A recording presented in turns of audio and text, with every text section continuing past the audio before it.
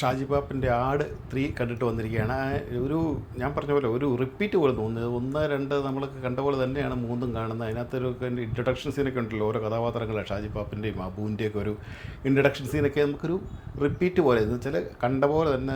അതുകൊണ്ട് തിയേറ്ററിലൊന്നും വലിയ ഒരു ഓളം തോന്നിയില്ല. ഒരു നിശബ്ദമായിട്ടിരിക്കുന്ന ഒരു തിയേറ്റർ. ബാക്കി 2 ഒക്കെ ഞാൻ കണ്ടപ്പോൾ ഓർക്കുന്നു, 2 ഓരോ കഥാപാത്രങ്ങളൊക്കെ വരുമ്പം ഭയങ്കര കയ്യടിയും ബഹളവും അങ്ങനെയൊക്കെ തോന്നി. പക്ഷേ ഇതിനകത്ത് ആരും ഒരു പ്രതികരണവും ഇല്ലാതെയാണ് ഇതിനകത്തേക്ക് ഇരിക്കുന്നത്.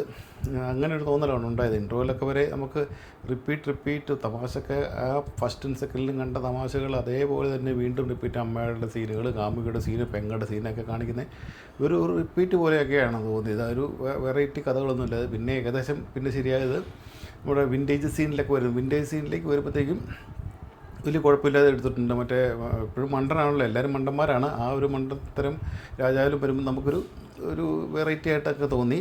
ധർമ്മജനാണ് ഉള്ളതിൽ ഭേദമായിട്ട് എനിക്ക് തോന്നുന്നത്. ധർമ്മജൻ്റെ തമാശനൊക്കെ ആൾക്കാർ നല്ല ഒരു ബഹളവും കൈയിടിയൊക്കെ ഉണ്ടായിരുന്നു. അത്യാവശ്യം ബഹളവും കൈയിടിയൊക്കെ ഉണ്ടായിരുന്നു ധർമ്മജൻ്റെ സീനിൽ. അബുവിൻ്റെ സീനിലൊക്കെ ഒരു നാടകീയത പോലെ തോന്നി. പിന്നെ ഇൻ്റർവെൽ കഴിഞ്ഞ് മറ്റേ വിനായകൻ്റെ സീനും അതൊക്കെ ആയിട്ട് നമുക്കൊരു വെറൈറ്റി അങ്ങനെ ഒരു ഫീലിങ്സ് ഇൻ്റർവെൽ കഴിഞ്ഞൊക്കെ തോന്നി. പക്ഷേ അവസാനമായപ്പോഴത്തേക്കും പടം ടൈം ട്രാവലിലേക്ക് മാറി. ഫ്യൂച്ചറും ഫാസ്റ്റും പ്രസൻറ്റും എല്ലാം കൂടെ കാണിച്ച് അങ്ങനെ ഒരു ടൈം ട്രാവലിലേക്ക് മാറി. പിന്നെ അറിയാമല്ലോ, കഥയ്ക്ക് പിന്നെ പഞ്ഞുമില്ലല്ലോ. പഴയ കാലവും പുതിയ കാലവും എല്ലാം എടുക്കുക. അതുകൊണ്ട് ഇവരെ ഇനി 4 ടു ബി കണ്ടിന്യൂഡ് എന്ന് പറഞ്ഞാണ് പടം തീരുന്നത്. എന്ന് വെച്ചാൽ ഇടയ്ക്ക് പടം അവസാനിക്കുകയാണ്. ഇപ്പോൾ 4ഉം 5ഉം പടങ്ങൾക്കൊന്നും പിന്നെ ഒരു ഇതില്ലല്ലോ, ഇഷ്ടംപോലെ കഥകൾ ഉണ്ടാക്കിയെടുക്കില്ല. അതുകൊണ്ട് ടൈം ട്രാവലിൽ ഇത് വീണ്ടും മുന്നോട്ട് പോകുന്ന ലക്ഷണമാണ് ഇത് വീണ്ടും കാണുന്നത്. അവസാനത്തെ സീനിലൊക്കെ മറ്റേ ഒരു വലിയ ഹൈപ്പൊക്കെ ഉണ്ടാക്കുന്നത്. കൽക്കിയിലെ ഒരു സീനൊക്കെ ഉണ്ട്. കൽക്കിയിലെ ഒരു സീൻ ലാസ്റ്റ് മറ്റേ ശവങ്ങളൊക്കെ ഇങ്ങനെ കിടക്കുന്നു, അത് മറ്റേ അമ്പുകളൊക്കെ മുകളിൽ നിന്നൊക്കെ വരുന്ന സീനിലൊക്കെ അതൊക്കെ അങ്ങനെയൊക്കെ ആയിട്ട് ഒരു ഹൈപ്പൊക്കെ ഉണ്ടാക്കുന്നതൊക്കെ ഇട്ടിട്ട്. പക്ഷേ ആൾക്കാർക്ക് അത് വലിയ തോന്നിയില്ല. കാരണം അതിന് മുമ്പിലത്തെ സീനിലൊന്നും വലിയ കാര്യമായിട്ടൊന്നും വന്നില്ല. അതുകൊണ്ട് ആൾക്കാർക്ക് ആ വലിയ ഹൈപ്പ് സീനിലൊന്നും വലിയ ഇതായിട്ടൊന്നും തോന്നിയിട്ടില്ല.